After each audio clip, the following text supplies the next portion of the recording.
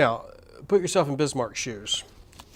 You got rising Russian hostility to the east. You've got anti-German feelings, of course, in France because of their humiliation and the loss of Alsace and Lorraine. What if these two powers came together in an alliance? What if they were joined by Great Britain or by Austria? This could put the German Empire at risk. So, Bismarck's reply to Russian hostility was a defensive alliance with Austria against an attack by Russia or any power supported by Russia. Any aggressive move by Austria in Eastern Europe involved the danger of war with Russia. And Austria did not dare risk a clash with Russia without German support, the support of which would hinge upon Bismarck. So you can see he's very skillfully trying to balance this complex diplomatic game. As long as Germany remained in a position to withhold support from Austria, it would be able to exercise a strong and probably decisive check upon any Austrian aggression in Eastern Europe. News of this German-Austrian alliance had a warning effect on anti-German agitation in Russia. The Russian leaders began to realize their anti-German attitude was not only pointless, but probably dangerous in the long run. Consequently, while negotiations for the German-Austrian treaty were still in progress, the Russians showed up at Bismarck's door asking for a renewal of the Three Emperors League in some form. Again, Bismarck has skillfully managed the sort of ongoing, endless conflict, potential conflict between the Russians and the Austrians in Eastern and Central Europe. So the Second Three Emperors League is formed. The Western Balkans recognized as lying within the sphere of Austria-Hungary. The Eastern Balkans are recognized as lying in the sphere of influence of Russia. Now, let's switch back to Bismarck and France. The surge of anti-German feeling in Russia coincided with a revival of anti-German sentiment in France, as I just said a moment ago.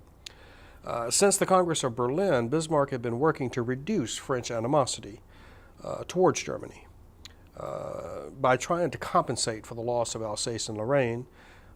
Bismarck encouraged French colonial adventures overseas in Southeast Asia and in Africa. Then, in 1887, there was signed what's called the REINSURANCE Treaty. This is a 3-year secret treaty between Russia and Germany.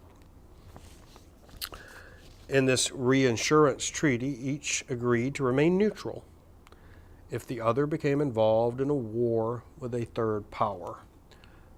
These terms did not apply to an aggressive war by Germany against France or by Russia against Austria. Again, Bismarck is trying to keep this system together, trying to preserve the peace, and trying to protect his creation, the German Empire. Both powers in this REINSURANCE Treaty promised to support the status quo, that is, things as they are now in the Balkans. The main achievement of the REINSURANCE Treaty was that it reduced the chances of a Franco-Prussian alliance against Germany. Let's face it, as long as France was not certain of Russian support in an aggressive war against Germany, the possibility of such a war is greatly diminished. France is not going to go to war with Germany by herself. She clearly would have to have allies. So again, remember Bismarck's dictum, keep Russia close. Let's draw some conclusions here regarding Bismarck's diplomacy. The strength of the treaties designed by Bismarck lay in the fact that the advantages they afforded to the powers concerned were great enough to give each participant a vested interest in maintaining these treaties. Now, the greatest weakness of Bismarck's treaties, on the other hand, was that they tried to preserve the status quo. They tried to preserve the territorial and political situation in Europe. And of course, most European powers were not satisfied with the status quo. Russia and Austria still had ambitions in the Balkans.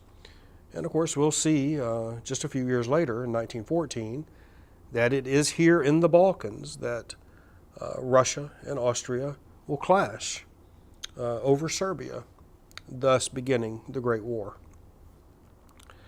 France, of course, is not satisfied. She wants the restoration of Alsace and Lorraine, of course, taken from her in the Franco-Prussian War of 1870.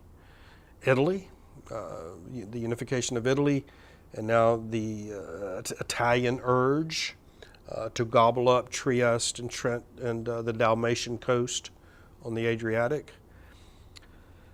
Now, 1888, there comes to the German throne a new emperor, Kaiser Wilhelm II. And he's receptive to sort of national urges of German expansion. He dismisses Bismarck in 1890. This is a decisive point, I think, in European diplomatic history. Here, the man who's probably most responsible for maintaining the peace in Europe, it seems like a contradiction when you think about the war with Austria, the war with France, but his constant tinkering to keep Russia close to Germany, to keep Russia and Austria from tearing at each other's throats. Bismarck's diplomacy, as we have discussed it, had contributed to maintaining the peace of Europe. And now Kaiser Wilhelm will dismiss Bismarck on the one hand, and on the other will assume a much more aggressive, somewhat reckless diplomatic strategy, a strategy that does not keep Russia close. After the dismissal of Bismarck in 1890, his alliance system was allowed to collapse. The formation of new alliances began, which would divide Europe into two armed camps.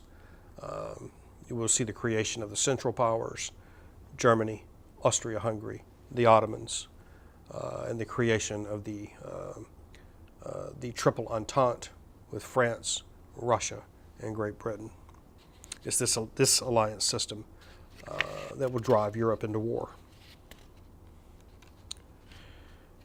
In international affairs, even more than domestic, Bismarck's dismissal marks the end of an era. Let's make some conclusions regarding domestic affairs during this time, some very general conclusions. As a result of the efforts of the reformers, the condition of all the populations of European countries were being steadily improved, especially in Western Europe. The most obvious forms of serfdom and slavery had been abolished, and great strides had been making in combating disease and hunger. These reformers, at one time, were sort of the voices crying in the wilderness and ignored.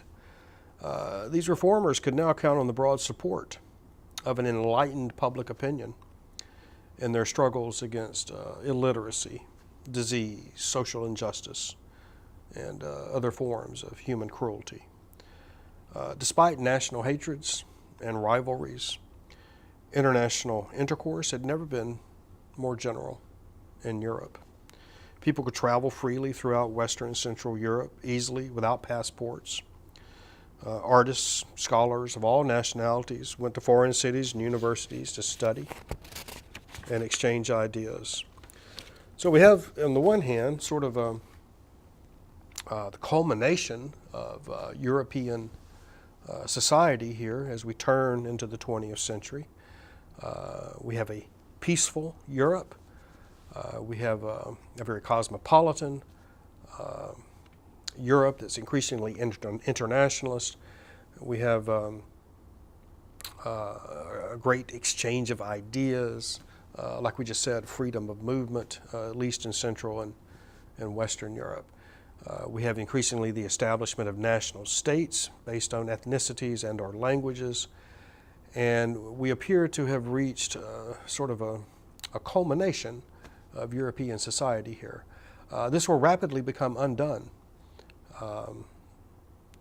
without Bismarck's alliance system, like I said, we have these two sort of armed camps in Europe. The trigger, of course, will be in the Balkans, without any surprise, which will draw Austria and Russia into a conflict and will set fire to Europe. This catastrophe will be followed by an even greater catastrophe, the Second World War. So as we enter the 20th century, we appear to be, people could approach the 20th century, I think, with great confidence. That confidence would rapidly be undone. The first half of the 20th century would be the bloodiest in history, with the Great War, and then, of course, the Second World War in Europe, led by Hitler and the Nazis. So we'll stop this discussion of European diplomacy and Bismarck. Thank you.